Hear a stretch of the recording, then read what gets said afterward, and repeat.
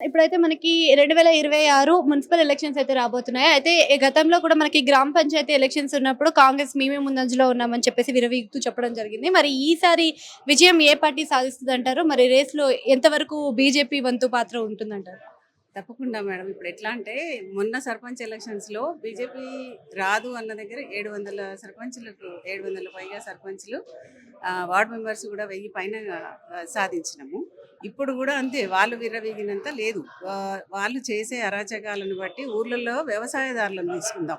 వాళ్ళకి ఎలాంటి ఇది కూడా లేదు. వాళ్ళకు రైతులకి రైతు బీమా ఇప్పటి వరకు లేదు. రైతు బంధు లేదు. వాళ్ళు 2 ఇయర్స్ నుంచి వస్తే ఒక్కసారి కూడా రాలేదు. ఒకసారి వచ్చింది ఇప్పటివరకి. అట్లనే మళ్ళీ వాళ్ళకి రైతులకి ఎరువులు కానీ మిగతా ఎలాంటి సౌకర్యాలు లేకపోగా వాళ్ళని రైతులు ఒక్కరే కాదు, మహిళలకు 2500 ఇస్తా అన్నారు, అది లేదు. గ్యాస్ ఇస్తానన్నారు, అది లేదు. 6 గ్యారంటీలు లెక్క ప్రకారంగా ఏది లేదు. కేవలం బస్ ఒకటి ఫ్రీ బస్ పెట్టి రోజు వాళ్ళు గొడవలు పడేలాగా తక్కువ బస్సులు వేసి బస్సు మెయింటెనెన్స్ సరిగ్గా లేక అలాంటి బస్సులు వేయడం వల్ల పాపం మహిళలు ఇబ్బంది పడుతున్నారు.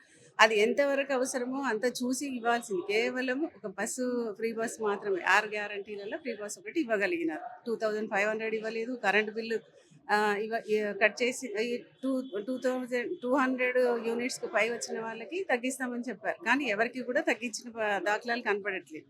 ఇప్పుడున్న పరిస్థితుల్లో కాంగ్రెస్ ఏమి రాదు.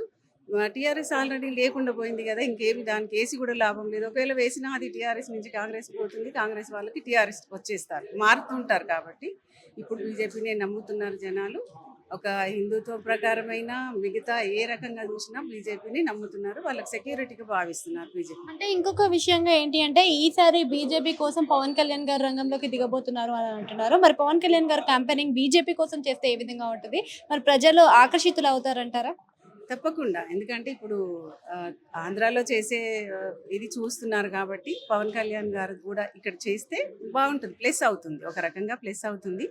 దాన్ని వచ్చిన తర్వాత యువత ఎట్లాగో ఆకర్షణ అవుతుంటారు కాబట్టి బాగుంటుంది పవన్ కళ్యాణ్.